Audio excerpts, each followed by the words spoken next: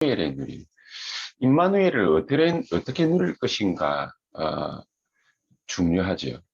임마누엘을 우리가 어떻게 누리는 것이 가장 잘 누리는 것인가. 임마누엘의 징조를 예수님께서 하나님께서 말씀을 하셨는데 모든 문제를 바로 이것으로부터 이것의 시발점으로부터 모든 문제를 해결하겠다. 모든 문제의 해결에 대한 사인이 바로 임마누엘이죠. 처녀가 잉태할 것이다. 처녀가 잉태하여 아들을 낳을 것이다. 그래서 그 이름을 임마누엘이라 하리라. 마태복음 1장 19절에서 23절에 이 말씀이 그대로 성취된 것을 볼 수 있습니다. 이것을 사탄도 잘 알고 있기 때문에 이것을 없애기 위해서 이 임마누엘의 축복이 얼마만큼 대단한 거냐면, 아무리 마귀가 몸부림을 쳐도 창세기 3장, 6장, 11장 문제를 가지고 아무리 인간을 공격하고 하나님을 대적하고 인간을 완전 장악을 해도, 네피림으로 말이죠. 하나님께 아무리 도전을 해도, 바벨탑 사건으로 말이죠. 아무리 그렇게 해도 하나님께서는 간단하게 처녀가 잉태하여 아들을 낳을 것인데 그 이름을 임마누엘이라 하리라. 하나님의 약속은, 하나님의 말씀은, 이미 하나님의 뜻은 이미 하늘에서 결정되어졌습니다. 처녀가 잉태해서 아들을 낳게 될 것이다. 그랬습니다.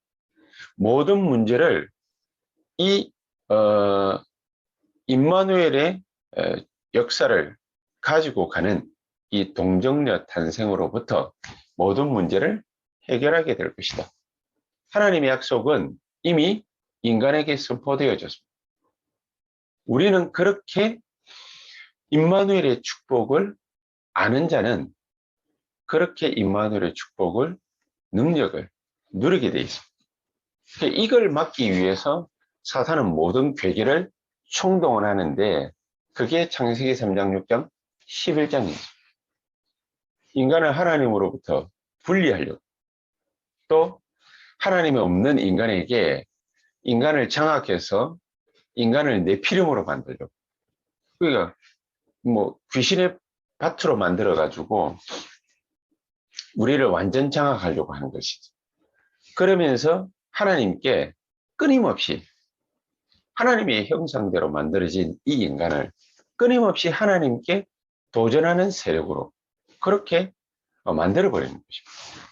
이 일들을 흑암 세력이 어마어마하게 긴 기간 동안 해왔지만, 최근에는 또 3단체를 통해서, 또 종교단체를 통해서, 우상숭배하는 자들을 통해서 끊임없이 이런 일들을 자행하고 있습니다.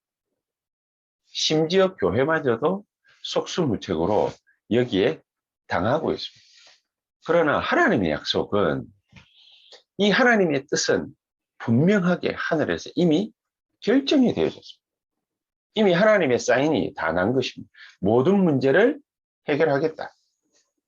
모든 문제를 해결하기 위해서 동정녀를 보내주시겠다. 처녀가 잉태하여 아들을 낳을 것인데 그 이름을 임마누엘이라 하리라 하라. 이미 모든 약속은 다 끝난 것입니다. 이것을 알게 될 때 사탄의 세력은 결박되는 것이죠. 그래서 창세기 3장 15절, 흑암의 세력을 완전히 꺾을 것이다. 처녀가 잉태하여 아들을 낳을 것인데 그 이름을 임마누엘이라 했는데, 여자의 후손, 창세기 3장 15절에 여자의 후손을 보내주시겠다. 남자의 후손이 아니라 여자의 후손을 보내주시겠다. 이미 이 예언되었다라는 것은 이미 하나님께서 의지적으로 우리의 모든 인류의 문제를 해결하실 것이다라는 의지를 하나님이 분명하게 보이신 것이죠. 흑암 세력을 반드시 결박할 것이다. 사탄의 세력을 반드시 꺾을 것이다. 인간이 속수무책으로 여기에 또 당하니까 창세기 6장 14절에 방주를 만들어서 분명히 이렇게 할 거다. 분명히 이렇게 할 거다. 방주 안으로 들어오는 자는 다 살리라. 그렇지. 창세기 12장 1절에서 3절에 여기에 속수무책으로 당하고 있던 이 인간들에게 갈대아를 떠날 것을 명령을 하십니다. 아브라함에게 그것도. 자, 이런 흑암의 세력에 도살하고 있는 모든 장소마다 하나님께서는 인류를 구원하시기 위해서, 인간을 구원하시기 위해서, 나를 구원하시기 위해서 이미 하늘에서 모든 계획은 다 세워진 것이다. 그렇기 때문에 우리는 세 가지 축복만 굳게 붙잡고 이 세 가지 축복만 누리면 되는 것입니다. 그 첫 번째가 뭡니까? 보좌의 축복입니다. 보좌의 축복이 임하게 될 것이다. 그 약속이 임마누엘이야. 하나님이 우리와 함께 하실 것이다. 보좌의 축복이 나에게, 우리에게, 우리 교회에, 우리 사업 현장에, 우리의 산업 현장에 임하게 될 것이다. 그 약속이거든요. 도대체 그 보좌의 축복이란 뭡니까? 하나님이 이사야에게 보여주셨죠. 이사야 6장 1절에 하나님이 보좌에 앉아 계신 것을, 그 모습을 본 것입니다. 하나님이 보좌에 앉아 계신데, 그런데 2절부터 12절까지는 그 보좌 주위로 수많은 천사들이 움직이면서 하나님의 역사를 이루고 있는 것. 하나님이 역사를 이루고 있는 그 자리마다 천사들이 역사하고 있는, 천사들이 활동하고 있는, 그것을 보여주신 것입니다. 하나님이 뭐 자랑하고 계십니까? 자기 힘 자랑하고 계신 것입니까? 분명히 아니지요. 이 모습을 본 이사야에게 그렇다기를 말씀하시죠. 이사야 6장 13절에 다 망하게 될 것이다. 다 망하게 될 것이지만은 괜찮다. 전부 없어지게 될 것이다. 괜찮다. 그러나 이 하늘 보좌와 더불어서 하늘 보좌에 앉아 계신 하나님의 역사, 이 하나님의 역사란 뭡니까? 수많은 천사들이 하나님의 일들을 돕고 있는 이런 광경과 이런 모습을 본 그루트기는 살아남게 될 것인데, 이 일들이 반드시 내가 이루겠다. 이런 의지적 표명이죠. 이런 의지적 표명. 자, 그래서 이 하늘 보좌의 어마어마한 축복과 능력을 본 이 이사야를 통해서 하나님은 이런 앞으로 그루트기가 나오게 될 것이다. 이 보좌의 축복을 본 그루트기가 나오게 될 것인데, 이 사람들이 살아남아서 무슨 일을 하느냐? 하나님의 말씀이 임하는 그런 놀라운 축복, 그 임마누엘을 누리게 될 것이다.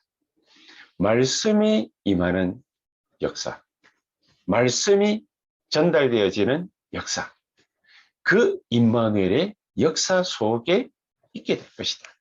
누가요? 이 하늘 보좌의 축복을 본 그루트기. 이 사람들을 통해서 무슨 일을 하시느냐? 이사야 40장 1절에서 10절에 보니까 영원하신 하나님의 말씀을 얘기를 하셨는데, 이 하나님의 말씀은 한 번 우리에게 주어질 때 영원히 있게 될 것이다. 가만히 있는 게 그게 영원히 있게 되는 것입니까? 이 말씀이 영원히 성취되게 될 것이다. 누구에게 말입니까? 이사야 40장 12절에서 26절에 보니까 자기가 만들어 놓고 거기에다가 절하고 있는, 그게 전부라고 생각하는, 그 우상을 전부라고 생각하는 그 사람들 가운데에 영원하신 하나님의 말씀을 나타나게 될 것이다. 누구를 통해서 말입니까? 이 보좌의 축복, 보좌의 능력을 본 그루트기를 통해서. 이 사람들에게, 이 그루트기에게 하나님은 또 어떤 능력을 주시느냐? 이사야 40장 27절에서 31절. 소년도 피곤하고, 어린애가 뭐 피곤할 게 있겠습니까? 우리 아이들 쳐다봐도요, 하루 종일 뛰어놀고서도 또 저녁에 집에 와서 또 놀게 해달라고 그래요. 애들은 잠들 때까지 피곤한 거를 모르는 것 같아요. 소년도 피곤하고, 장정도 넘어지고 쓰러지지만은 이 여호와의 말씀을 붙잡은 그루터기는, 보좌의 축복과 능력을 본 그루터기는 독수리 날개침과 같은 새 힘을 얻게 될 것이다. 이런 힘을 독수리가 날개침과 같은 힘을 얻게 될 것이다. 독수리가요, 날개 치면서 자기 먹잇감을 사냥할 때는 그 날개 치는 힘이 얼마만큼 대단하냐면요, 200km, 300km의 속도로 이 사냥을 갖다가 합니다. 200km, 300km, 여러분, 우리가 자동차로 200km 달리는 모습 보셨습니까? 대한민국에서 200km 달릴 수 있는 데가 없어요. 뭐 독일 가면 아우토반이나 그런 데서 200km로 뭐 달리고, 300km 달리려면 얼마만큼 빨리 달려야 되는 줄 아십니까? 핑 소리도 안 나요. 그 정도로 어마어마한 무시무시한 속도로 날아가거든요. 그런 독수리 날개침과 같은 새 힘을, 보좌의 축복을 본 자, 보좌의 능력을 본 자, 주의 천사들의 활동을 본 자들, 그 자들은 뭐 보는 그 순간 힘날 수밖에 없겠습니다만, 이 보좌의 능력에, 보좌에 앉으신 주님의 이 능력을 본 자는, 이런 그루터기는 이런 힘을 얻게 될 것이다. 이 말씀의 힘이 바로 이와 같다고 말이죠. 영원하신 하나님. 여러분, 이것을 우리에게 주셨습니다. 나에게 주셨습니다.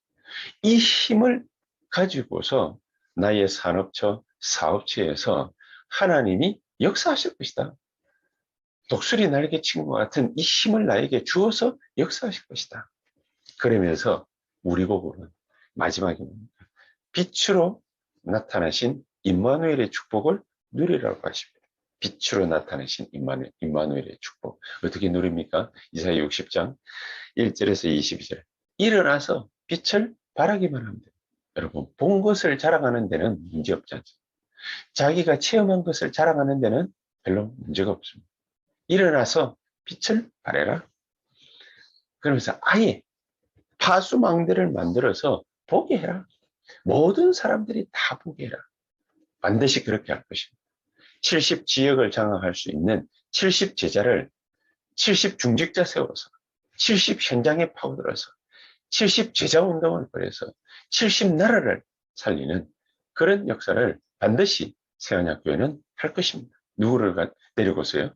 우리 교회 중직자들, 우리 교회 산업인들, 우리 교회 모든 전 성도들을 데리고서, 우리 교회 자라나는 렘넌트들을 데리고서.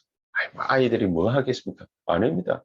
보좌의 축복과 능력을 본 그루터기를 통해서 하나님이 새싹을 틔우시겠다 그러지 않습니까? 이런 중대한 축복, 이런 어마어마한 축복을 나에게 주셨다. 이 축복을 오늘도 여러분은 받을 자격이 있습니다. 왜냐? 하나님의 백성이고 하나님의 자녀이기 때문에, 하나님의 렘넌트이기 때문에. 우리가 아무리 연약해도 연약한 자에게 더 강력하게 역사하시는 하나님이라 분명히 말씀하시고 계십니다. 이 보좌의 축복을, 이 말씀의 영원한 축복을, 또 이 빛을 나타내는 어마어마한 축복의 임마누엘의 역사를 오늘도 하루 종일 우리의 현장에서, 우리의 사역 현장에서, 우리의 산업과 사업 현장에서, 우리 렘넌트의 모든 학업 현장에서 누릴 수 있게 해 주시옵소서. 그것을 위해서 우리 또 기간이, 예배들이 살아날 수 있도록 주께서 성령으로 우리 유초동부, 중고동부, 대학청년부, 우리 장로님들이, 우리 중직자들이 있는 모든 현장에 지교회 세워지는 하나님의 역사 있게 하옵소서. 거기서 말씀운동 본격화하게 하옵소서. 정말로 빛을 발하는 파수망대를 반드시 세우게 하옵소서. 하나님, 나를 통해서 보좌의 축복과 능력이 나타나서 정말로 말씀운동이 본격적으로 일어나게 하옵소서. 예, 합심해서 1번간 간절한 마음으로 통성으로 기도하신 다음 또 한 15분에서 20분 정말 마음을 모아서 우리 교회와 우리 기관들을 위해서 놓고, 현장을 놓고서 간절한 마음으로 기도하신 다음 또 자유롭게 퇴장하도록 하겠습니다. 기도하시겠습니다.